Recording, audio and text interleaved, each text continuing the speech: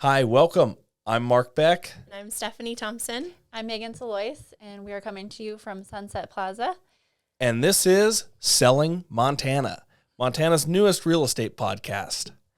And today we've got a pretty good lineup. It's kind of what everyone's talking about in the news and in the real estate community, and that is rising rates. And what is that going to mean for us? Meghan, you have an interesting perspective on this because prior to real estate, what did you do? I was in mortgage. I processed loans for a while and also was a loan officer for a little bit too. So definitely have been in it for the last 10 years and watched rates go from 2.5, 2.75 to now up to about 5%. I think they're hanging around now. So it's been a crazy thing to watch them get back up to those numbers. So yeah. Those are concerning numbers, I think, for a lot of people. But historically, is that a high rate historically? Historically, no. If you talk to your parents, grandparents, older generations, they were buying their first home at 18%. So, Yeah. If you keep it in perspective, no, 5% is still a historically low rate.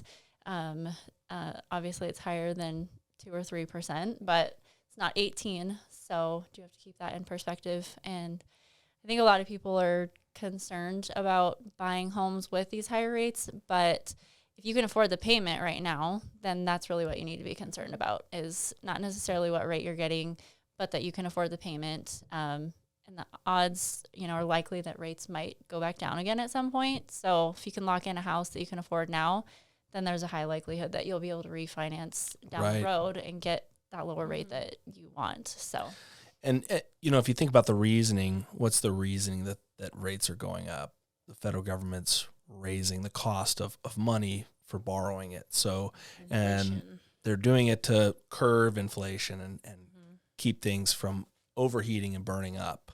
And I feel like that's where we've gotten to the point in the housing market where we've got to, the only way to, and it's not going to, I don't believe it's going to drop prices. It's going to level prices. Yeah. It's not going to crash. The real estate market's not going to crash right now. There'll be a correction at some point, and who knows how much it'll be. But rates going up is a good thing. I think it's going to make it level and sane. And a lot of people don't realize why everyone's like, why is it not going to be a recession? Why is it not going to crash? And we went to R4 last month, and we learned that back when the market did crash, that there was over 40% of people had negative equity in their home, and now only 2% of America has negative equity in their home. Right, so. Right.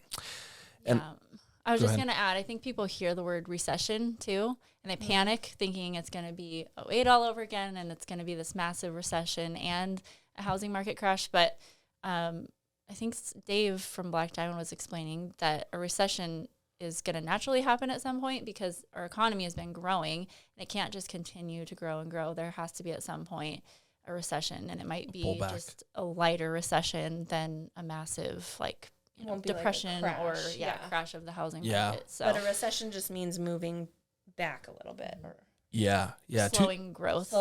Yeah.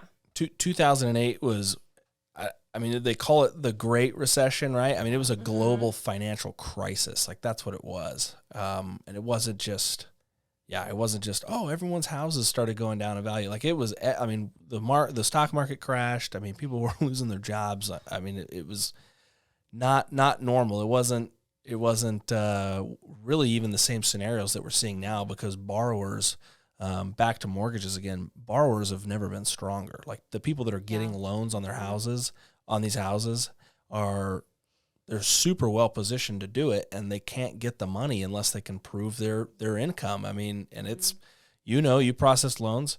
What's the underwriting process like of that? Yeah, no, it's intense now. I mean, you've got to have, obviously your credit in the right spot, but I mean, they put you through the ringer. They make sure that your income, is stable, that you are going to be able to afford that payment.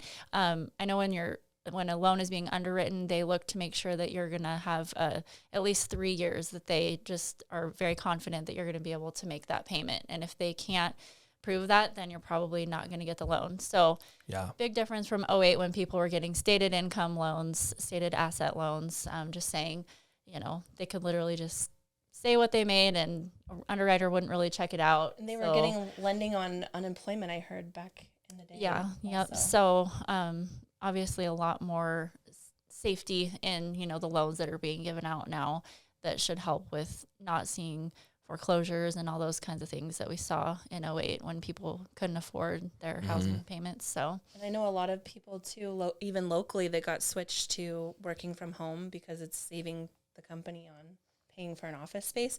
They're having to get. Am I moving away from the mic? You're moving away from the mic. I'm not used to this. You're talking to Megan. Sorry. But I know that people that are working from home are even having to get letters that say literally the quote that they're working from home indefinitely so that they will have the income coming in indefinitely. And that's what we noticed. People that were moving here from out of state, their job was in Seattle or their job was in LA or wherever.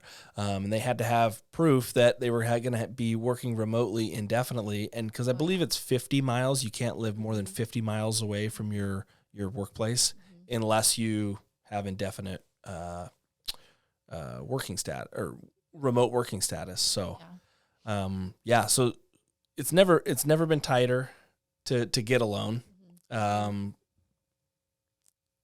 So I just don't see the market, the rate market going down either at this point. Like, we're definitely going up. Sorry, that's not what I'm trying to say. I just don't see the market crashing because the people that are getting loans, and then back to the amount of equity, like homeowners have never had more equity in their homes. And so that's another question is where's the market going to go for buyers? Who's going to be buying houses? I think it's going to be people that are selling their house, right? Like that'll be the new thing is everyone's going to have contingent upon the sale of their home because they're going to move up. People are going to keep going and they're like, hey, I've got $200,000 in equity. I'm going to move that over. And currently, what's it like trying to get a contingent deal done? Impossible. At the moment. But we're starting to see more and more. Like I put in an offer and it was one of 10, and almost she said the agent had told me that almost everyone had a contingent on selling a home. So even though I didn't have a cash buyer, they still went up on the tier because they didn't have a home to sell. Because of contingencies. It's becoming more and more popular. So that will be the new buyers. The people that can buy are the ones that already have homes. In the bigger ranges, right? It's not going to be necessarily hedged upon, it's this big California money and they're moving here or they're buying a second here. Sure, you're still going to have those, but not nearly the wave of what that we had in 2020 and 2021. It's going to be people are saying, yeah, I'm going to move up. I'm going to sell the townhouse that I bought 7 years ago, and we're going to buy that big single family home now that our family's grown. We're going to make that transition, and everyone's going to have a contingency. So it's not going to be a big deal. That'll be the new thing. Hey, guys, for your sellers, everyone's going to be like this. Yep. Yeah. And there's a whole bunch of people, too, that are getting older in age, and they're wanting to downsize also. So totally. They're like, this is the time that I can maybe retire a little bit early and sell my home and find something new that's smaller. So, yeah. So, interesting market. It's by no stretch an easy market. I know everyone, like newer agents trying to get into the business are like, oh man, this market, it must be so great. Or people tell me, I don't know if you hear this, but they're like, wow, yeah, the market just must be great. Like you're doing deals like crazy. And it's like, well, I mean, I'm doing deals, but we're working harder than we ever have. It's never been harder. Having a conversation, setting up, and I was telling them that running a small business, this is harder than running a small business with 13 employees. Like we work night and day for our clients. Yeah. Yeah. But it's worth it. We all love our job. Yeah, absolutely. So, well, I think this could be a wrap. I think what we're missing, and we would love to invite anyone watching, we'd love to hear from small business owners or locals here in the Valley, anyone that would like to occupy this fourth seat for a session, we'd love to have you. So I wanted to add one more thing. Oh, yeah. Even though we're like wrapping it up, maybe editing. I was watching a video with Nick Bailey, that's the CEO of RE/MAX, And he was talking about, I know everyone saw the picture in the paper that was the Flathead Valley is the biggest micropolitan city in the nation right now. But he mentioned literally Billings, Montana has the fastest growth in home price. It's going up 30% every month. And it keeps falling down. Sorry, Mark. Did you even hear anything? There we go. Should I start over? No, you're okay. Okay. Technical difficulties? Technical difficulties. It's our We're first still, time. this is the pilot episode. Yeah, This is the pilot pilot. episode. But anyways, so I don't think, even though the market's going to change a little bit throughout the nation, I don't think that Montana's going to change. Yeah, I agree with that. Yeah.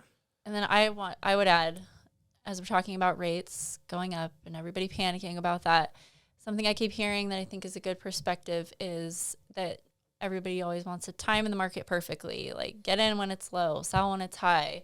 I have a lot of sellers right now that are like, I want to sell high and then I want to wait for the market to crash and then buy when it crashes. But as we're saying, that's probably not going to happen.